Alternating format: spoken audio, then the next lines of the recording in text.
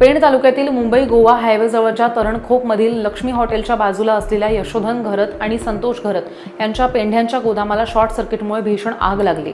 त्यामुळे परिसरात एकच खळबळ उडली। गुरुवारी दुपारच्या वेळेला ही आग लागलेली होती। यावेळी गोदाम लाखो रुपयांच्या पेंढ्यांनी भरलेला असल्यानं ह्या आगीनं रौद्ररूप घेतलं होतं आणि पेण नगरपालिका अग्निशमन दल आणि JSW कंपनीचे अग्निशमन दल यांच्या शर्थीच्या प्रयत्नानं ही आग आटोक्यात आणण्यात आली।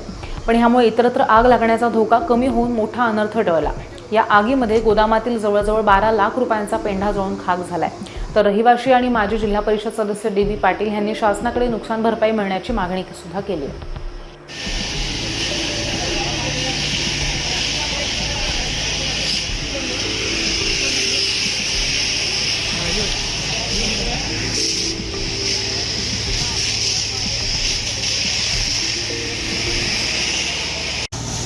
आगीची माहिती आमचा पुतण्या मोहन मोतीराम पाटील यांच्याकडनं मिळाली आणि तात्काळ तो इतक्या घाबरलेल्या अवस्थेमध्ये होता की त्याला बोलताही येत नव्हतं आणि माझ्या लक्षात आलं की संतोष घरत यांच्याच पेंढ्याच्या गोडाऊनलाही आग लागलेली आहे आणि मग म्हणून तात्काळ मी पोलीस स्टेशनमध्ये फोन केला।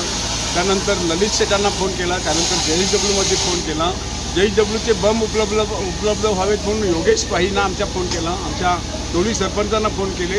इव्हन पत्रकार संतोष पाटील यांना देखील मी फोनवरनं सांगितलं की तात्काळ इथे पाण्याचे बंब उपलब्ध व्हावेत, कारण आगीचं प्रमाण एवढ्या मोठ्या प्रमाणावर होतं, विस्तव एवढ्या मोठ्या प्रमाणावर घटत होती की ती नियंत्रणात आणणं आवश्यक होतं।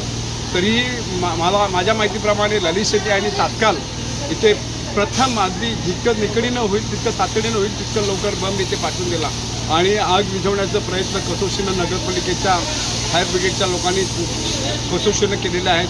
त्याचबरोबर JSW कंपनीनं सुद्धा अत्यंत चांगल्या पद्धतीनं तात्काळ इथे बंब पाठवून दिलेले आहेत आणि त्यांनी देखील आग विझवण्याचा प्रयत्न प्रामुख्याने केले आहेत। विशेष करून संतोष अर्जुन घरत यांचा पेंढ्याचा व्यवसाय गेल्या अनेक वर्षांपासून मी बघतो, मला वाटते 40-45 वर्षांपासून इथे व्यवसाय करतात आणि मोठ्या प्रमाणावर पेंढ्याचं साठा करून तो गुजरात ठिकाणी विकायला नेला जातो।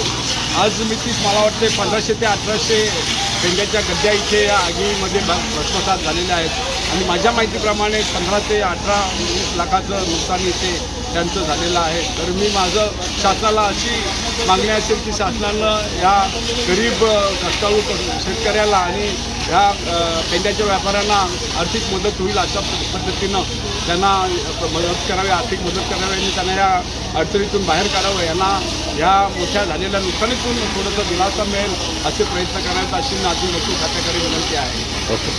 शॉर्ट सर्किटच्यामुळे लागली, त्याच्यामध्ये विजवताना ती काय यंत्रणा आलीच नाही, ती जास्त लागतच गेली, परंतु त्याच्यामध्ये 1200-1500 असे बंडल होते, संपूर्ण एकी त्याच्यामध्ये राहिल्याने पूर्ण आग झालेली। साधारणतः किती लाखाचं नुकसान झालेलं आहे हा? तरी 12-1 लाखापर्यंत असं पूर्ण होऊ शकतो। ह्याचं काय इन्शुरन्स वगैरे एवढा नाही काढलेला नाही, काढलेलं नाही, पण काढायचं असतं का तुमच्यात काय असं काय? नाही देतच नाही, इन्शुरन्स नाही। ठीक आहे, साधारणतः 1200 गठली होती। 1200-1500